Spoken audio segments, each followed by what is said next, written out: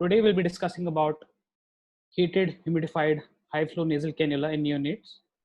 Before going to the main presentation, we would like to enumerate a few points about optimal oxygen utilization in neonates.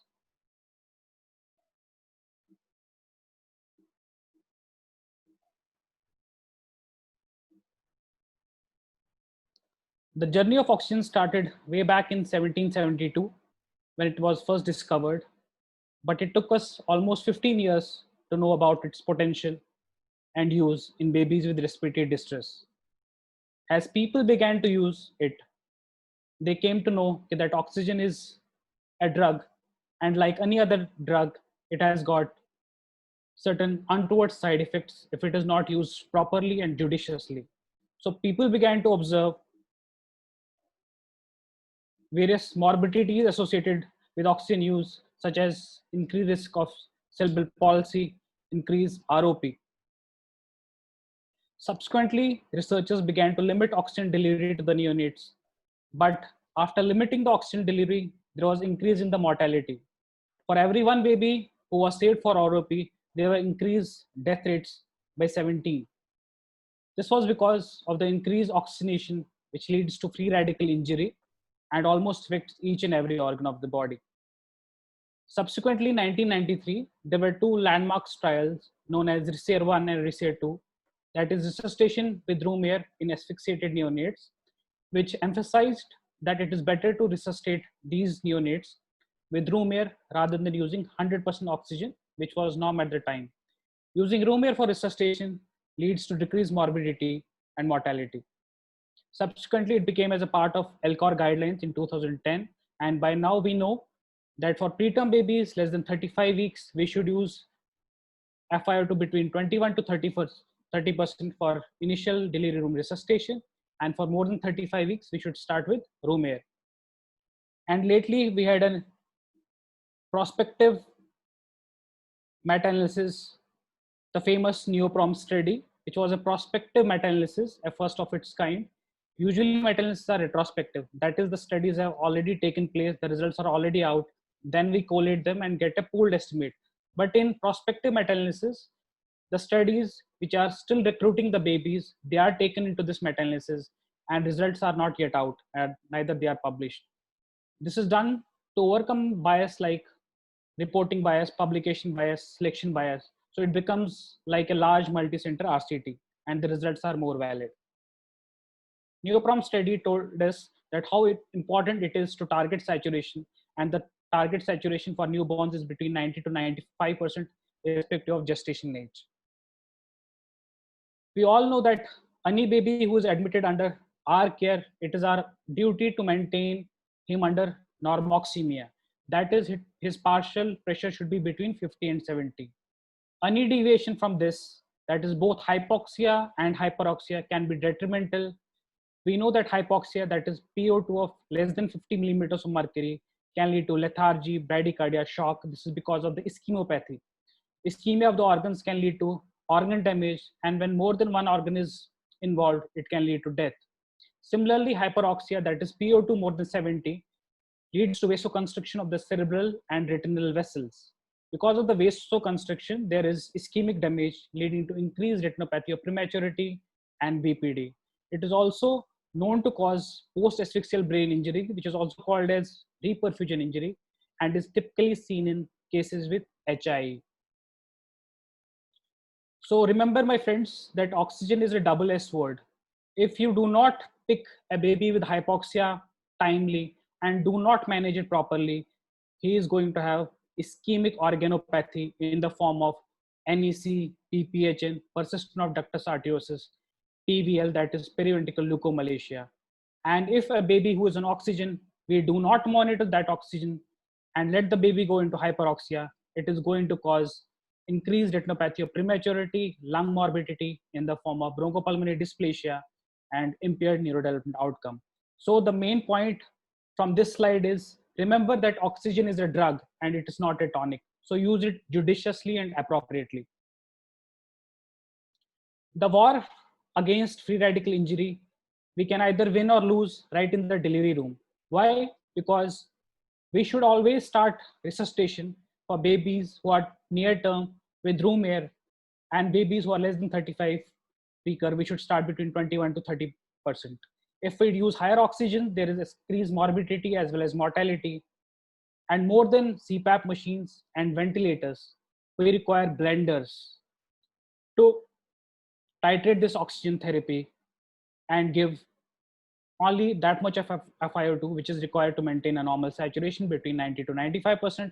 We also require monitor to monitor this oxygen therapy. For any baby who's on oxygen, it is we are duty bound to monitor his saturation with the help of pulse oximeter, which is attached usually to the right arm. And we should always target a saturation between 90 to 95%. These two equipments are must for any neonatal intensive care unit. Without these two basic equipments, it is almost a crime to treat a baby with respiratory distress.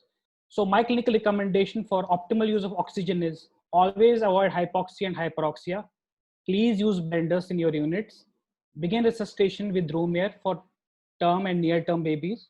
For preterm neonates, we can use between 21 to 30%. And for any baby who is on oxygen, please monitor his oxygen by pulse oximetry and always target saturation between 90 to 95%. You should empower your nursing staff to monitor these babies who are having hypoxia, hypoxic episodes, and each pulse oximeter should have a 2 alarm limits. The lower limit should be set at 89 and the higher limit should be at 95%. The nursing staff should answer these alarms. They should see the baby and take appropriate actions. So coming to the main presentation, in the next part of the presentation, we'll be discussing about HHFNC. I will be discussing my presentation under the following headings.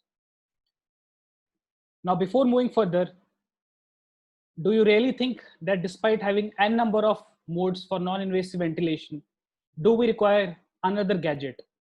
What was the need of HFNC? Despite having a backbone, a therapy like CPAP, which has served neonatal care for last 4 or 5 decades.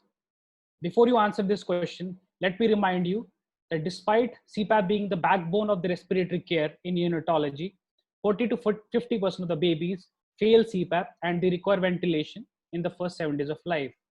CPAP in itself is associated with various complications like nasal trauma in up to 40% of the babies.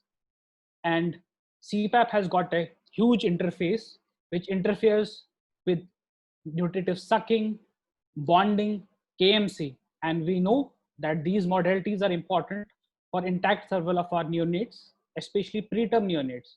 Also, CPAP therapy is labor intensive. It requires 24/7 monitoring, and it may not be feasible to monitor a baby 24/7 in smaller units and secondary care units. Therefore, we say that necessity is the mother of invention. Therefore, it led to the invention of a new device called as HHFNC, sometimes also called as H3FNC, which causes less nasal trauma, requires less intensive nursing care. It does not interfere with KMC, does not interfere with nutritive sucking, and it improves bonding between the mother and the child, leading to HFNC. Because of the simple interface and ease of use, the HFNC first began to be used in neonatal care around 2002, and subsequently within 2 years, it overpassed CPAP, and now HFNC is the most common oxygen or respiratory support used in neonatal intensive care units around the globe, such is its popularity. Now, what is this HHFNC? By HHFNC, we mean that we are giving a high flow, which for a neonate means more than 1 liters per minute, which is heated at around 34 to 37 degrees Celsius and is humidified at around 100% relative humidity. And we give this high flow heated humidified oxygen with the help of this smaller binasal prongs to a baby, and it's known as HHFNC.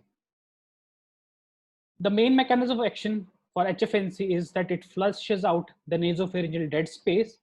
It also reduces inspiratory work of breathing. It provides a distending pressure, although the pressures generated are less than those generated in CPAP. It decreases the metabolic cost of gas conditioning. and it provides oxygen to the baby with respiratory distress. Now,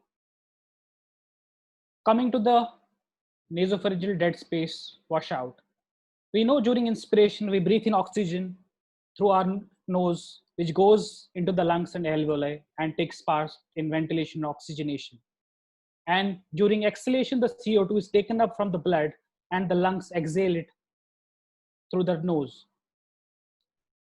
In subsequent breaths, because there is the anatomical dead space, by anatomical dead space, we mean part of the airway that is nose, nasopharynx, larynx, trachea, part of bronchi, which do not take part in ventilation. That is, they are functionally dead. This becomes, especially the nasopharynx, they become rich in carbon dioxide. Now, during subsequent breaths, when the baby has to breathe, the oxygen has to go through this nasopharyngeal dead space, which is rich in oxygen. For a baby who is otherwise healthy, this is not a tedious job. But a baby, especially preterm babies, whose lungs are not healthy, moving oxygen across this dead space increases the work of breathing, it increases the resistance and leads to CO2 retention. Now, what does the HFNC do? HFNC, by providing high flow, which is equal to the peak inspiratory flow, it washes out this CO2 from the nasopharynx through nose as well as mouth. So the space which was rich in CO2 now becomes rich in oxygen. This oxygen is now available for the alveoli for oxygenation and ventilation. It has been seen that HFNC improves both oxygen and ventilation, and this is independent of the pressure it generates in a baby. The other mechanisms include, we know that nasopharynx is the part of the respiratory system which offers the highest resistance. Now, HFNC, like CPAP, it distends the airway, therefore increases the diameter of the airway and decreases the resistance. By providing a peak inspiratory flow, thereby it decreases resistance and work of breathing. Normally, our respiratory passage, our nasopharynx, is equipped to humidify and warmify the inhaled gases we take during inhalation. But whenever the flows exceed more than 1 liters, this normal mechanism of humidification and warmification, which is naturally provided in our nasopharynx, it gets overwhelmed. So the body is unable to humidify and warmify any flow which is more than 1 liters. HFNC, by providing ready-made humidification and warmification, decreases the resistance, it improves the ciliary clearance of the nasopharynx airways, it prevents drying of the secretions, which can lead to mucosal erosion, bleeding, and increased risk of sepsis. By providing a ready-made source of humidification and warmification, it decreases the metabolic need of the body. Now, what about pressures? Does HFNC generate a continuous descending pressure like CPAP? Yes, we know by Poiseuille's equation that whenever a flow encounters a resistance, a pressure is generated. So HFNC does generate a pressure, but this pressure is highly variable and it depends on certain factors such as flow, that is flow used in relation to the size of the baby. By this, we mean that same flow in a smaller baby will generate higher pressures compared to the same flow used in a bigger baby. Also, the pressure generated depends on the resistance, that is the size of the prongs in relation to the nose and the leak in and around the nose as well as the mouth. Now, coming to this diagram on the left, this is the nasal cavity and this is the nasal cannula of HFNC.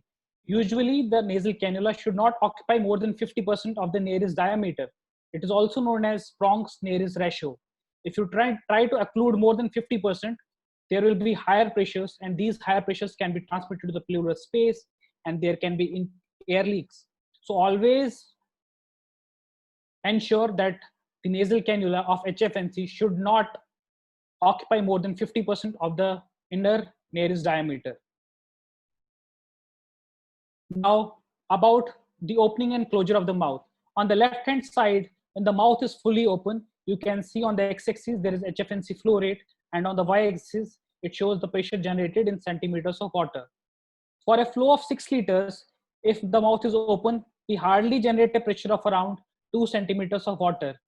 Whereas on the diagram on the right hand side, at the same flow of 6 liters, when the mouth is closed, the pressures can be reached up to a maximum of 20 centimeters of water. So you can see the variability of the pressure generated in HFNC. Generally, it is believed that the pressure generated is proportional to the flow rate. As the flow rate increases, the pressure generated also increases.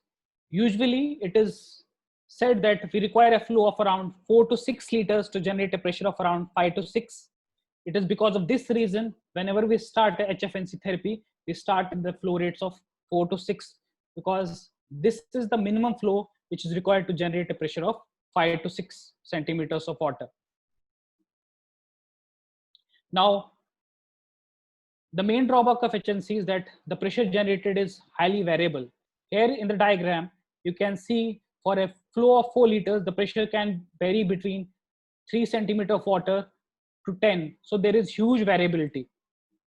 So whenever you are using a HFNC, please do not completely occlude the nares. If you completely occlude the nares, the leak which you are preventing at the nose, the same gas can leak into the pleural space and can cause air leak syndromes. So always ensure that the nasal cannula occupy less than 50% of the nares diameter. So the practical points one has to remember is that HFNC pressures increase with increase in flow. The pressures are inversely proportional to the weight of the baby. That is, smaller the baby, more will be the pressure generated, and there is a considerable variability of pressures between the patient and for the same patient, whether the depends on whether his mouth are open and closed. The main drawback for HFNC is that the pressures are unpredictable, because we can neither set or neither we can measure the pressure generated. That is the main drawback of CPAP, of HFNC compared to the CPAP. Now coming to the HFNC system. For HFNC system, we usually need air oxygen source, and this is machine called Airvo. It has an inbuilt humidifier, it has an inbuilt blender, and it usually can deliver an FiO2 between 21 to 100%. It has got a display which shows the readings. It shows the temperature which we have set. It shows the flow rates which we are using and the FiO2 which we are delivering to the baby. This is the inspiratory circuit which is connected to the HFNC cannula, and the diameter should always be less than 50%. It is also important to know that for HFNC, you don't need to have a dedicated machine. The same machine which is required to deliver CPAP can be used to deliver HFNC. The thing is, for using CPAP circuit as HFNC circuit, you need to remove the expiratory circuit and connect the HFNC cannula to the inspiratory circuit. It becomes an HFNC system. The common available HFNC devices are Optiflow Junior from New Zealand and Vapotherm and ComfortFlow. They are from the US.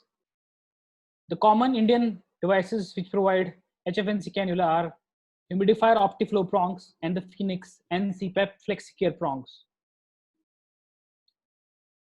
For selecting the nasal cannula size, usually for neonates, there are 3 sizes in the increasing order of the size, the smallest being the XS, followed by S for smaller babies, that is preterm babies, and M is for the term babies.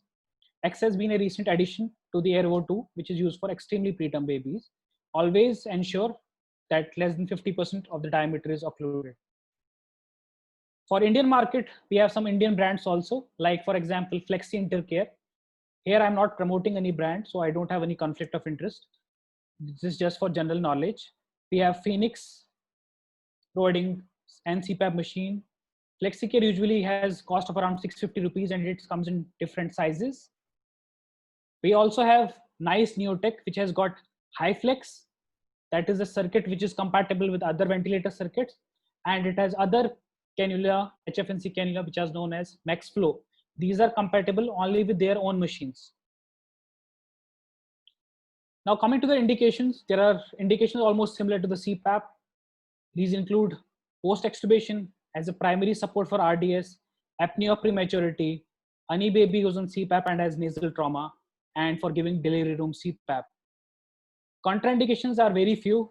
These include severe respiratory distress because these babies are likely to fail HFNC if there is a significant air leak, because there is a theoretical risk of increased air leak with HFNC. If the baby who has got recurrent apnea requiring bag and mask, again, he is likely to fail on HFNC, or if there is a craniofacial abnormality, because there the delivery of flow will not be possible. Remember, these days, Vijay, we are all surrounded by COVID.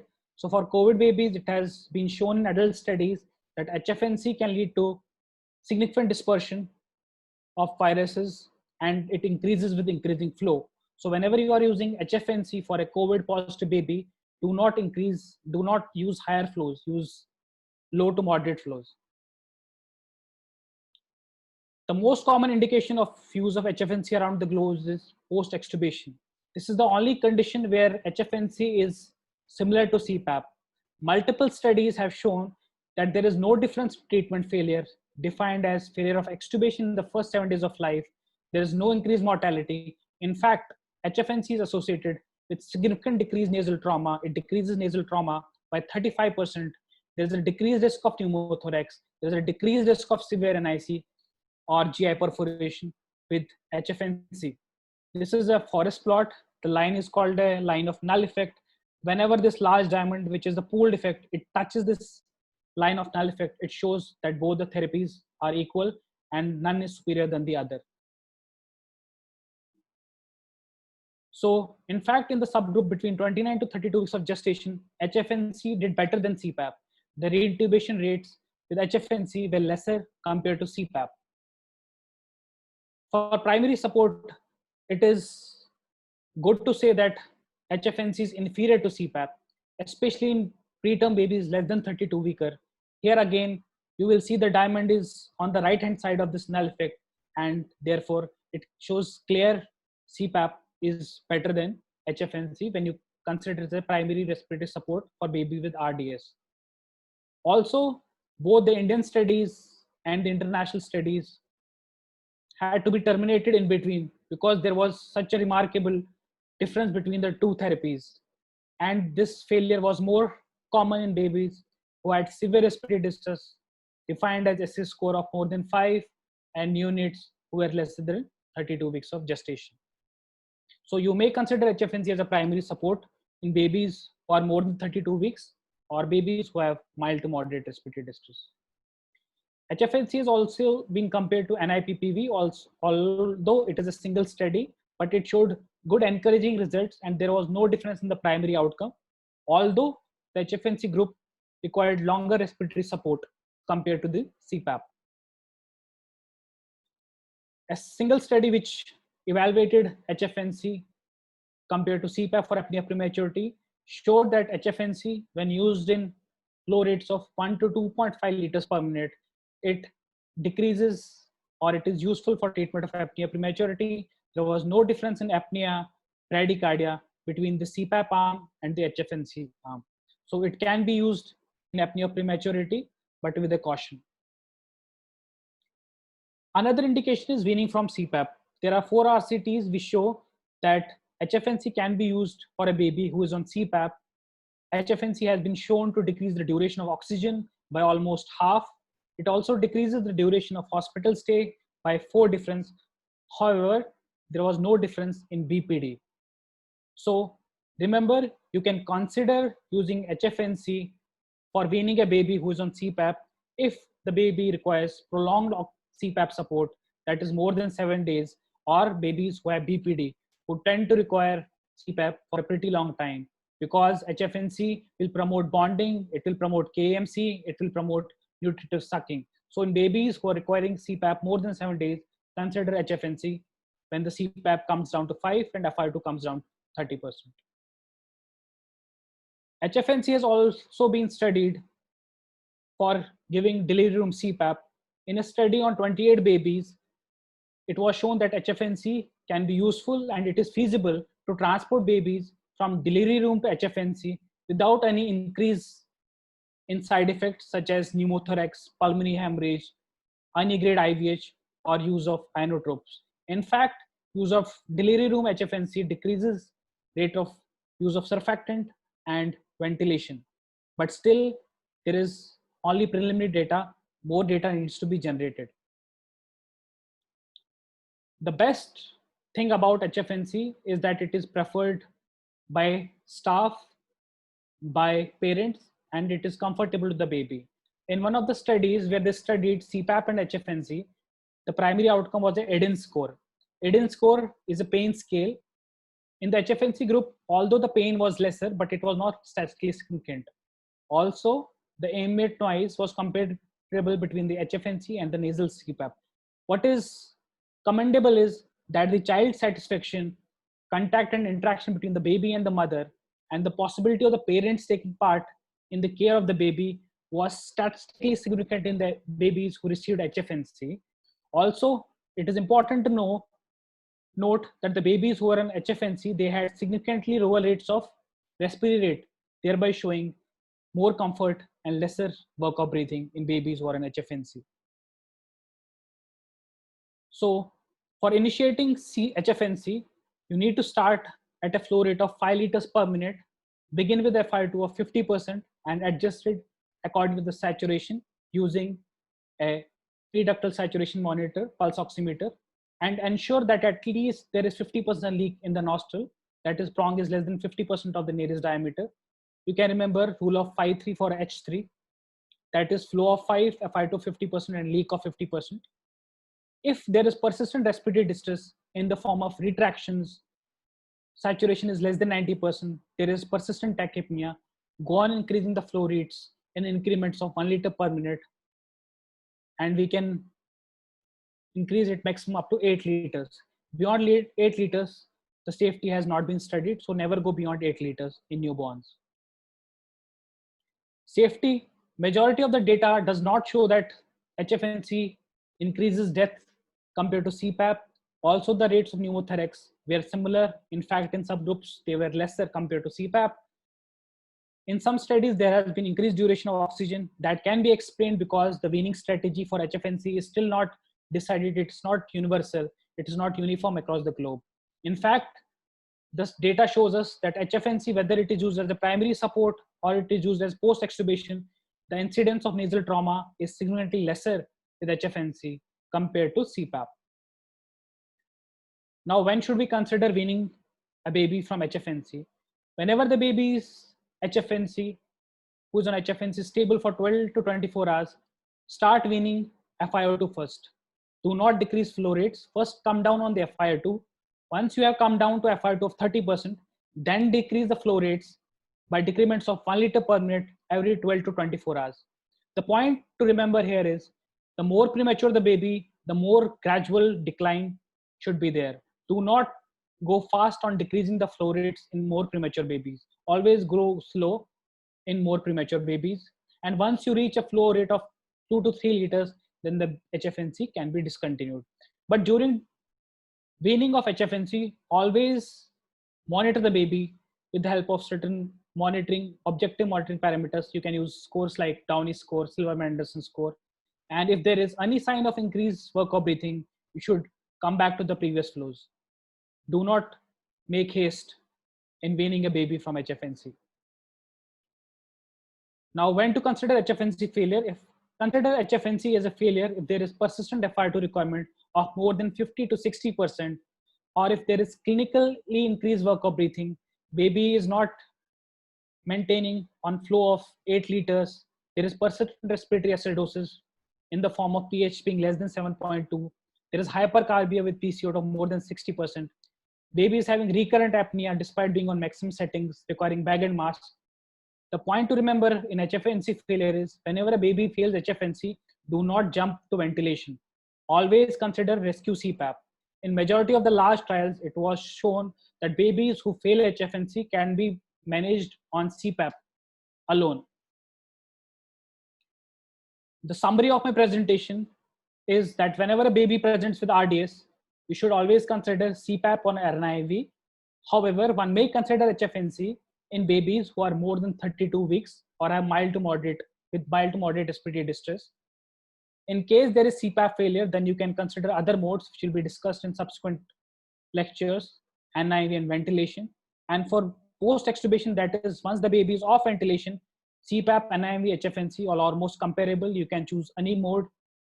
And if the baby requires prolonged CPAP support, that is CPAP for more than 7 days, and once he's on minimal settings, that is a pressure of 5 and a 5 to 30%, you can consider HFNC.